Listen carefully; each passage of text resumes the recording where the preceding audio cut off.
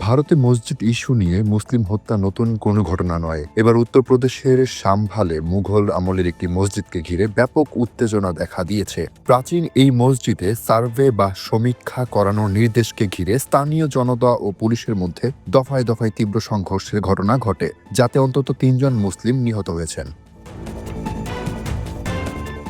এই ঘটনার পর সাম্ভালে ইন্টারনেট পরিষেবা বন্ধ করে দেওয়া হয়েছে। ভারতীয় বার্তা সংস্থা পিটিআই এর বরাত দিয়ে ২৫ নভেম্বর সোমবার এক প্রতিবেদনে এই তথ্য জানিয়েছে সংবাদ মাধ্যম দ্য হিন্দু।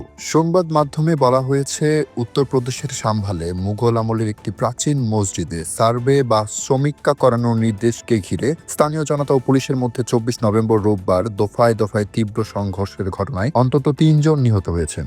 সহিংসতায় আহত হয়েছেন কমপক্ষে ৩০ জন পুলিশ সদস্য।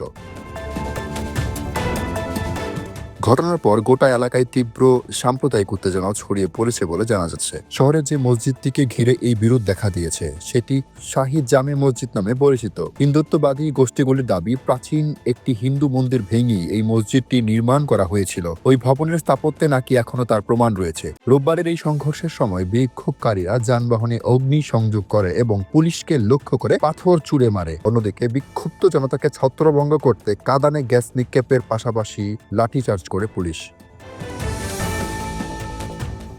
মোরাদাবাদের বিভাগীয় কমিশনার অঞ্জনেয়া কুমার সিং জানিয়েছেন, দুর্বৃত্তরা গুলি চালিয়েছিল। পুলিশ সুপারের পিআরও এর পায়ে গুলি লেগেছে। পুলিশ সার্কেল অফিসার প্যালেটের আঘাতে আহত হয়েছেন এবং সহিংসতায় ১৫ থেকে ২০ জন নিরাপত্তা কর্মী আহত হয়েছেন। তিনি আরও দাবি করেন, একজন কনস্টেবলের মাথায় গুরুতর আঘাত লেগেছে এবং ডেপুটি কালেক্টরের পা ভেঙে গেছে।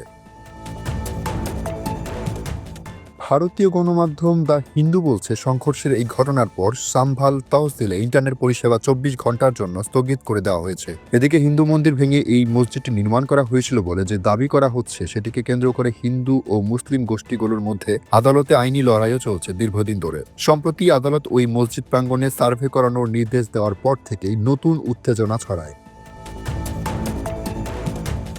ওই মসজিদ ভবনটিতে আগে কোনো হিন্দু মন্দিরের অস্তিত্ব ছিল কিনা সেটি যাচাই করার জন্য ওই সার্ভের নির্দেশ দেওয়া হয়েছিল। সাম্ভালের পুলিশের ভাষ্য অনুযায়ী ২৪ নভেম্বর রোববার সকালে প্রশাসনের একজন অ্যাডভোকেট কমিশনারের নেতৃত্বে একটি সার্ভে টিম মসজিদে তাদের কাজ শুরু করতেই বাইরে বিরাট জনতা জড়ো হয়ে যায় এবং প্রায় সঙ্গে সঙ্গেই সহিংসতা শুরু হয়ে যায়। আহমেদ কবির, নিউজ ডেস্ক।